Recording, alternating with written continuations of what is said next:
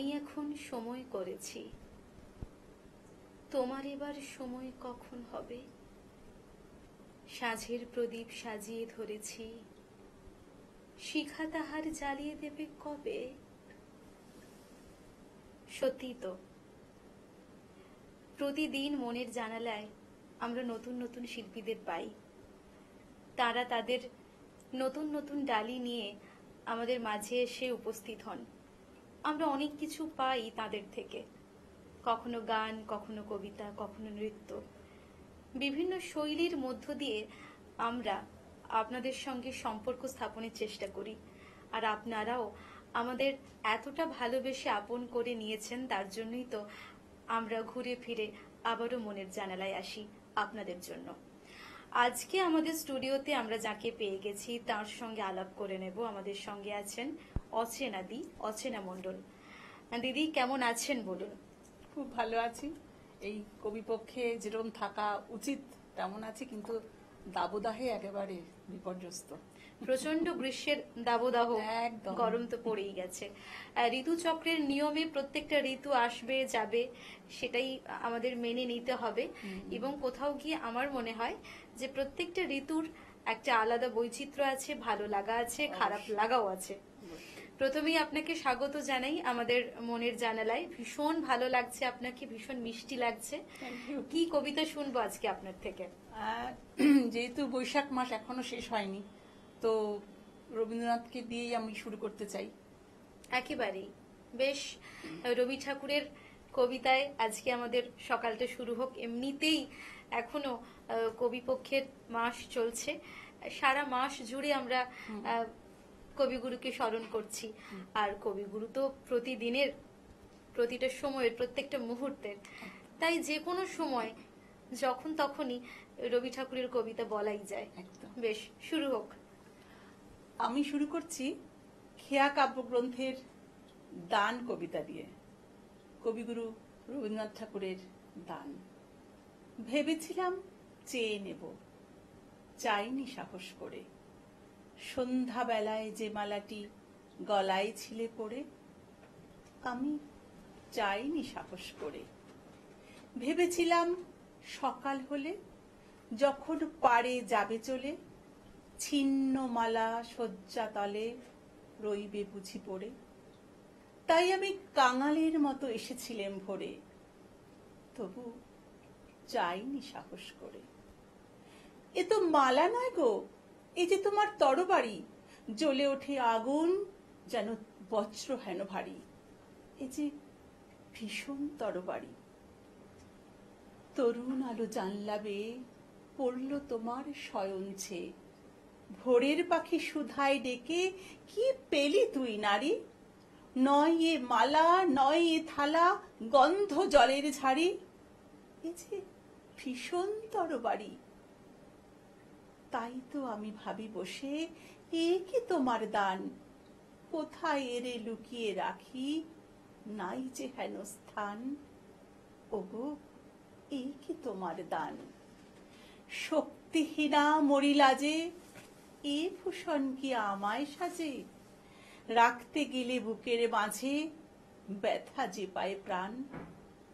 তবু আমি বইব বুকে এই বেদনার মান, নিয়ে তোমারই এই দান। আজকে হতে জগৎ মাঝে ছাড়ব সকল ভয়।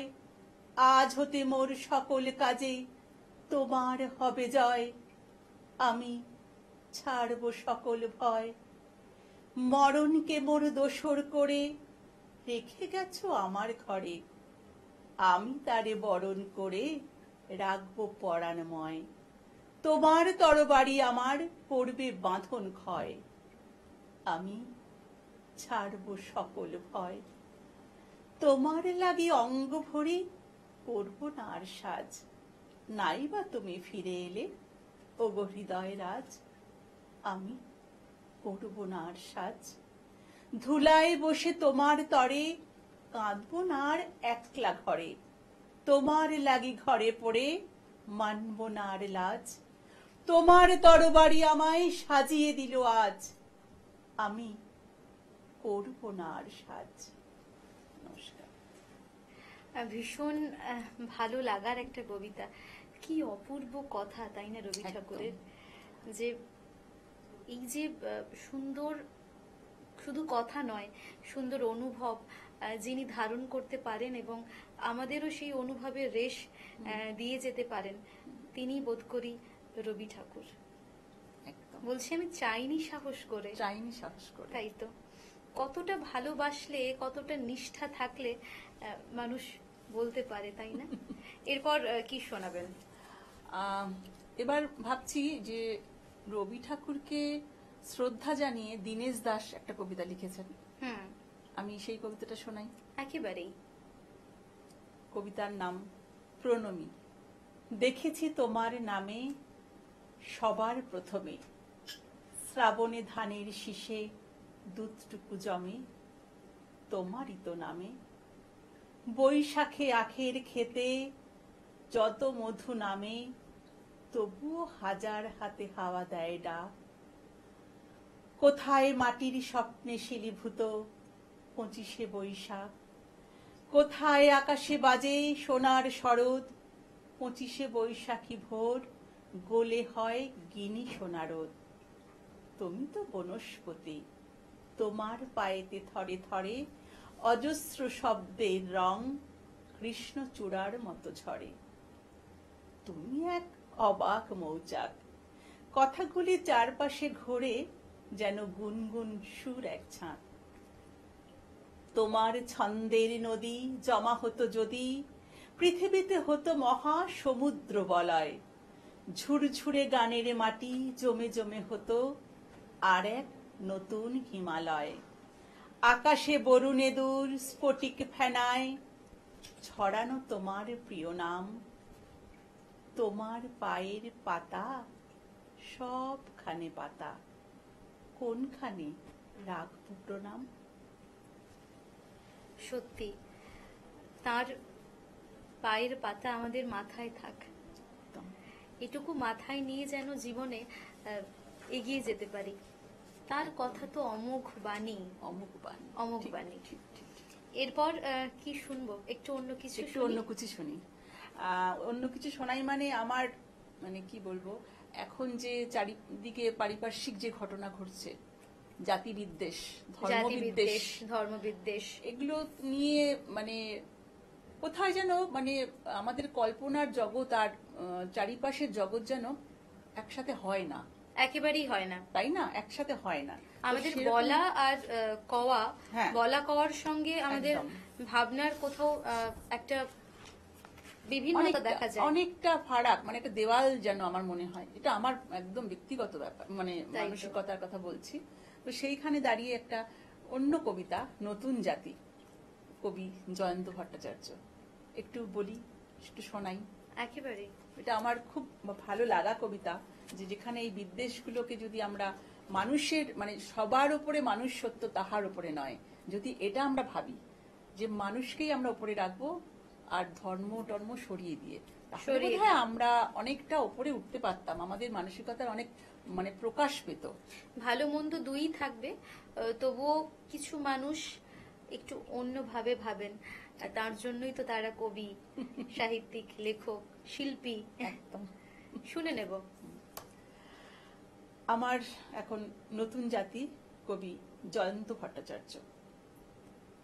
হাসপাতালে শুয়ে আছে রোকেয়া চক্রবর্তী, নতুন জাতির জন্ম দেবে, নাম মানব জাতি। মা তার পুজো দিয়েছেন আম্মা চড়ায় চাদর, গর্বে হাসেন গর্ভবতী, দুই মায়েরই আদর।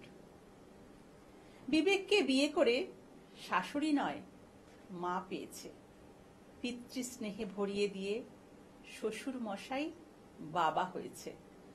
রোকেয়া কিন্তু ধর্ম মানে, নামাজ পড়ে শ্বশুর ঘরে, পুজোর সময় ব্যস্ত ভীষণ, প্রসাদ খায় তৃপ্তি ভরে।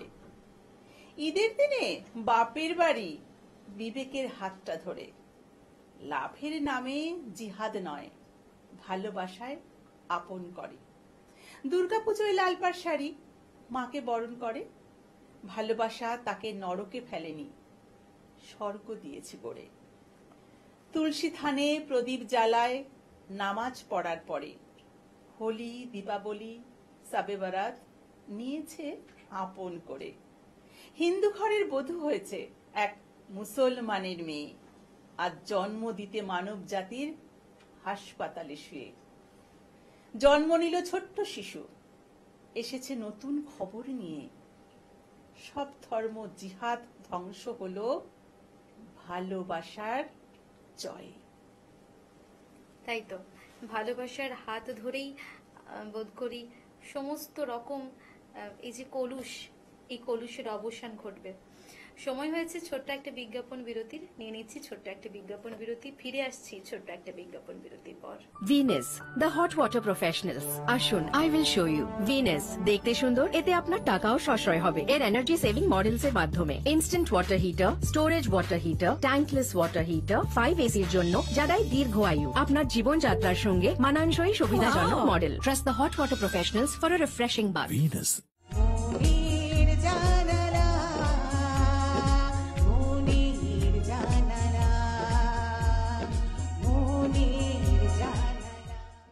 ফিরে এলাম ছোট্ট একটা বিজ্ঞাপন বিরতির পর। আপনারা দেখছেন টুইলাইট প্রোডাকশন প্রযোজিত, চ্যানেল ভিশন আয়োজিত আপনাদের অত্যন্ত পছন্দের অনুষ্ঠান মনের জানালা। সঙ্গে আমি আছি নিবেদিতা এবং আজকের আমাদের অতিথি শিল্পী অচেনা মণ্ডল। এরপর দিদি কি শুনবো আপনার থেকে? এরপর একটু দাম্পত্য কথা বলি আর কি। বেশ। প্রমোদ বসুর দাম্পত্য। আমরা দুজনে কপত কপতি হলে বাড়িতে বাঁধবো খড়কুটো দিয়ে বাসা। আমরা দুজনে কলকল্লোলে তবে দুজনে জানাবো দুজনের ভালোবাসা। আমাদের কথা জানাজানি হবে খুব, বকম বকম স্বরে যে মাদবে বাড়ি। বলতো আমরা একবার জীবনের কপত কপতি কিভাবে যে হতে পারি। মেঘের রোদ্দুরে ভাসাবে তোমার ডানা, আমি ঘুরে ঘুরে খাদ্য আনবো ঘরে। বৃষ্টিতে তুমি কাব্যে দারুণ, তোমার আদর ঝরবে মন উচ্চাটন স্বরে। পাখির পালকে ভালোবাসাবাসি খেলা, এসো আজ খেলি একেলা জগৎ ভুলে। আমাদের কথা আগামী মানুষ এসে নেবে নাকি তার ওষ্ঠে আদরে তুলে। তাই তো, দাম্পত্যের জীবনটা খুব মিষ্টি না? একদম। মিষ্টি খুনসুটি, টক মিষ্টি ঝাল। টক মিষ্টি ঝাল, বেশ ভালো মানে কবিতা। একটু সবসময় তো মিষ্টি নয়, ঝালও হ্যাঁ। থাকে, টক টকও মিষ্টি থাকে। ঝাল। একদম আমার মনে হয় যে প্রত্যেকটা সম্পর্কের মধ্যে একটু টক মিষ্টি ঝাল একদম থাকা দরকার। একদম। এরপর কি শুনছি? এবার একটু জয় গোস্বামী যাই। জয় গোস্বামী। জয় হ্যাঁ। গোস্বামী প্রেম না থাকলে তো হয় না। মানে জয় গোস্বামী সবই যে প্রেমের কবিতা লিখেছেন তা তো নয়, কিন্তু মানে আমরা জয় গোস্বামীকে প্রেমিক কবি হিসেবেই বেশি চিনি। আমরা বানিয়ে দিয়েছি আসলে। বানিয়ে দিয়েছি। এটাই ঠিক কথা, বানিয়ে দিয়েছি। তো জয় গোস্বামী যাই। হুম। জল হাওয়ার লেখা, কবি জয় গোস্বামী। স্নেহ সবুজ দিন তোমার কাছে ঋণ, বৃষ্টি ভেজা ভোর মুখ দেখেছি তোর। মুখের পাশে আলো, ও মেয়ে তুই ভালো। আলোর পাশে আকাশ, আমার দিকে তাকা। তাকাই যদি চোখ, একটি দিঘি হোক। যে দিঘি জ্যোৎস্নায় হরিণ হয়ে যায়। হরিণদের কথা জানুক নীরবতা। নীরব কোথায় থাকে? জলের বাঁকে বাঁকে। জলের দোষ না তো, হাওয়ায় হাত পাতো। হাওয়ার খেলা সে কি মাটির থেকে দেখি। মাটির গুণ হবে কাছে আসুক তবে। কাছে কোথায়, দূর নদী সমুদ্র। সমুদ্র তো নোনা, ছুঁয়েও দেখবো না। ছুঁতে পারিস নদী, শুকিয়ে যায় যদি। শুকিয়ে গেলে বালি, বালিতে জল ঢালি। সেই জলের ধারা ভাসিয়ে নেবে পাড়া। পাড়ার পরে গ্রাম, বেড়াতে গেছিলাম। গ্রামের কাছে কাছে নদী শুয়ে আছে। নদীর নিচে সোনা, ঝিকোয় বালুকণা। সোনা খুঁজতে এসে ডুবে মরবি শেষে। বেশ ডুবিয়ে দিক, ভেসে উঠবো ঠিক। ভেসে কোথায় যাব, নতুন নানা পাবো। নামটি দেব তার সোনার ধান। আর বলবো, শোনো এই কষ্ট দিতে নেই। আছে নতুন হাওয়া, তোমার কাছে যাওয়া আরো সহজ হবে। কত সহজ হবে? ভালোবাসবে তবে? বলো, ভালোবাসবে কবে? কি মিষ্টি কবিতা। ভীষণ মিষ্টি আমি তো কবিতা। সবসময় বলি যে জয় গোস্বামীর যে কবিতাগুলো কি রূপকথার মতো না। একদম। সেই হয় না, সোনার কাঠি, হুম, রূপোর হুম, কাঠি, হুম, হুম, হুম। একটা চোখে একটা বুলি দিয়ে চলে গেল, একদম। কবিতা শুনতে শুনতে ঘুম চলে এলো। এটা রিলেট করলো কিরকম করে, মানে নদীর সাথে পাড়ার সাথে, মানে এই যখন কবিতাটা পড়ি না আমি, মনে হয় যেন সত্যি মানে কবির যে ভাবনাটা সেটাই তো। অসাধারণ। এরপর কি শুনবো? জয় গোস্বামী আরেকটাই বলে নি, তারপরে অন্য কবি কাছে যাচ্ছি। প্রেম তার কবিকে, ছোট্ট, একদম ছোট্ট, এটাও একদম মানে ভীষণ প্রেমের কবিতা, কিন্তু কেন বলা হলো না প্রেমিককে, বা প্রেমিক কেন প্রেমিকাকে বলতে পারলো না, তাই নিয়ে একটা ছোট্ট কবিতা। প্রেম তার কবিকে, কবি জয় গোস্বামী। হাতছানি দিইনি, ইশারা করিনি, কোথাও দাঁড়াতে বলিনি, হাসিনি, হাসি লুকোইনি, চিরকুট পাঠাইনি বোনের হাতে, শুধু চেনা দিয়েছি আর চেনা দিয়েছি, কখনো গাছের পাতা সরিয়ে, কখনো জানলার পর্দা সরিয়ে, জল থেকে উঠে কখনো, কখনো সামনের সিট থেকে, শুধু চেনা দিয়েছি। আর তুমিও আমাকে দেখবার জন্যেই এত দিন ধরে এতবার গাছের দিকে তাকিয়েছ, জানলার দিকে তাকিয়েছ, জলের দিকে তাকিয়েছ, তাকিয়েছ প্রত্যেক রাস্তায়, তাও নিজে থেকে একবার বলতে পারলে না? আমাদের জীবনে কত কি বলা হয় না, কৈশোরের প্রেম, যৌবনের প্রেম, আরেকটু পরিণত বয়সের প্রেম, আবার বার্ধক্যের প্রেম। প্রত্যেকটা প্রেমের ধারাটা অনেকটা আলাদা। কিন্তু এই যে প্রথম যে প্রেম, শুরুর দিকের যে প্রেম, সেই প্রেমগুলো এরকম একটুখানি আটপৌরে, একদম এরকম হয় না? আটপৌরে কথাটা ভীষণ ভালো লাগলো শুনে, যে সত্যি আটপৌরে, যে তখন কিছু মানে আড়াল থাকে না। তাই তো, কিছু আড়াল থাকে না। এখন আমার ভীষণ মনে হয় যে ওই কৈশোরে ফিরে গিয়ে যদি একটা প্রেম করতে পারতাম, কিন্তু প্রেম করা হলো না। তবে এই কবিতাগুলো শুনেও ভালো লাগে, পড়েও ভালো আমাদের লাগে। তো, আমাদের যারা আমরা কবিতা নিয়ে চর্চা করি, আমাদের মনে হয় আমাদের প্রেম তো কবিতাই, কবিতার প্রেম। মধ্যে দিয়ে আমরা প্রেম খুঁজে পাই। তবুও একটা মনে হয় না যে কেউ একজন অলক্ষ্যে দাঁড়িয়ে থাকে প্রেমিক হয়ে, তাকে খুব বলতে ইচ্ছে করে যে ভালোবাসি, খুব ভালোবাসি। একদম। এরপর কি শুনবো? এরপর বীরেন্দ্র চট্টোপাধ্যায় যাই একটু। আমি আসলে বরাবরই একটু তাল ছন্দ নিয়ে কাজ করতে ভালোবাসি, তাল ছন্দের কবিতা বলতে ভালোবাসি, একটু প্রেম ভালোবাসি, আর নারী কেন্দ্রিক কবিতা বলতে ভালোবাসি। প্রেম তো সর্বত্রই। সর্বত্রই। আর প্রেম না থাকলে তো বিরহ আসে না। সেটাও সুতরাং, ঠিক। হ্যাঁ, একটা মানে কয়েনের এপার, এপিট আর ওপিট। আর আমার মনে হয় যে আমরা কষ্টটাও যে পাই, সেটা প্রেমটা আছে বলে। আছে বলে। প্রেমের স্বাদ যদি কোনো মানুষ না পেত, তাহলে কষ্টটাও পেত না। ঠিক ঠিক ঠিক ঠিক ঠিক, একদম ঠিক। তাহলে যাই পরের কবিতায়। একেবারেই। বীরেন্দ্র চট্টোপাধ্যায়ের 3 পাহাড়ের স্বপ্ন। পাহাড়িয়া মধুপুর, মেঠো ধূলিপথ, দিনশেষে বৈকালী, মিষ্টি শপথ, মোহনিয়া বন্ধুরে আমি বালিকা, তোরি লাগি গান গাই, গাঁথি মালিকা। আজও সন্ধ্যার শেষে খালি বিছানা, আমি শোব, পাশে মোর কেউ শোবে না, তুই ছাড়া এই দেহ কেউ ছোঁবে না। সুরে সুরে হাওয়া তার মিষ্টি বুলায়, সাঁওতাল মেয়ে কটি দৃষ্টি ভুলায়। দিন শেষ ধুধু মাঠ, ধুধু মেঠো পথ, সাঁওতাল মেয়ে কটি ছড়ালো শপথ, হাওয়ায় হাওয়ার মতো তাদের শপথ।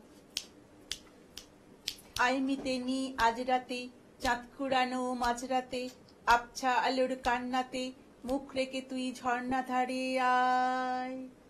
আয় জোয়ানের মন জ্বালা, নাচ দিয়ে সই গাঁতমালা, চুমুর কেলাস মদ ঢালা, দে ছুড়ে দে তিন পাহাড়ের গায়। আহা মাদল মাতাল মাদল, বাচ্চে তরি জন্মেল, খুশির হাওয়া পাগলা হাওয়া, গান দিল রাজকন্যেল, আয় কাছে আয় মন দিল মন দিল মন দিল।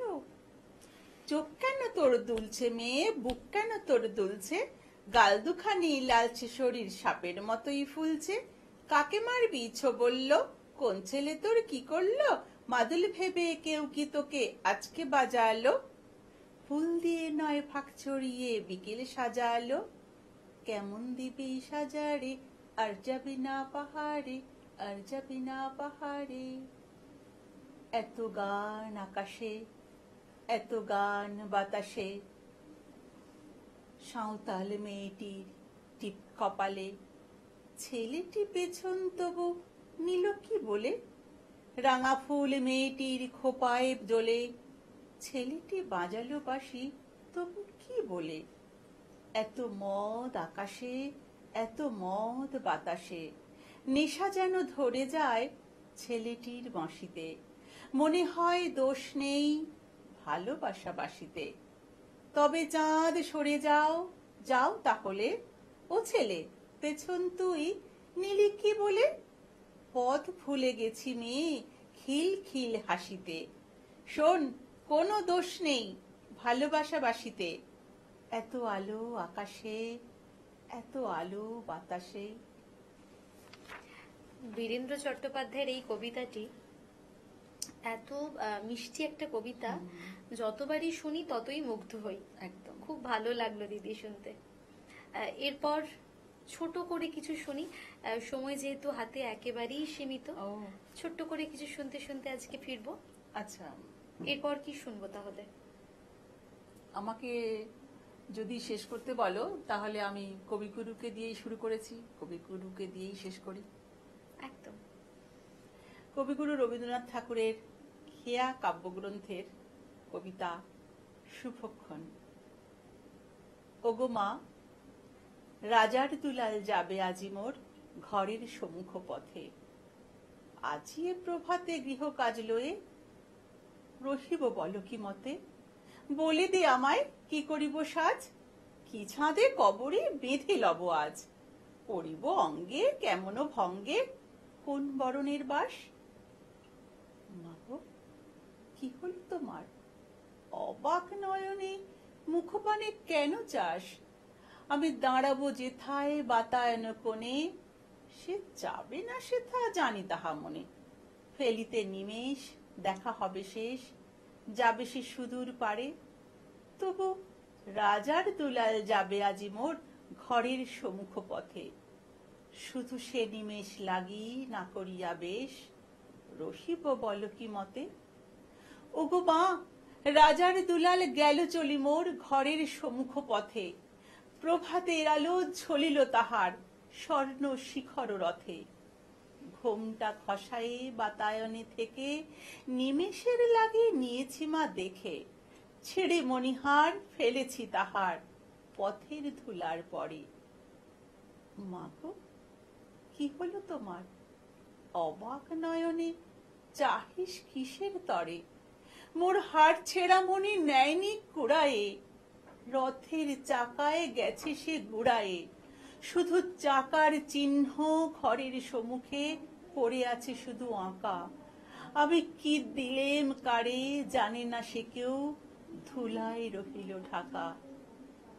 তবু রাজার দুলাল গেল চলি মোর ঘরের সম্মুখ পথে, মোর বক্ষের মণি না ফেলিয়া দিয়া রহিব বল কি মতে। খুব ভালো লাগলো দিদি, ভীষণ ভালো কিছু কবিতা শুনলাম। ভালো ধন্যবাদ। থাকুন আপনি, সুস্থ থাকুন, স্বাভাবিক থাকুন, সেই সঙ্গে দর্শক বন্ধুরা আপনারাও ভালো থাকুন, সুস্থ থাকুন। দেখা হবে আগামী এপিসোডে। ধন্যবাদ।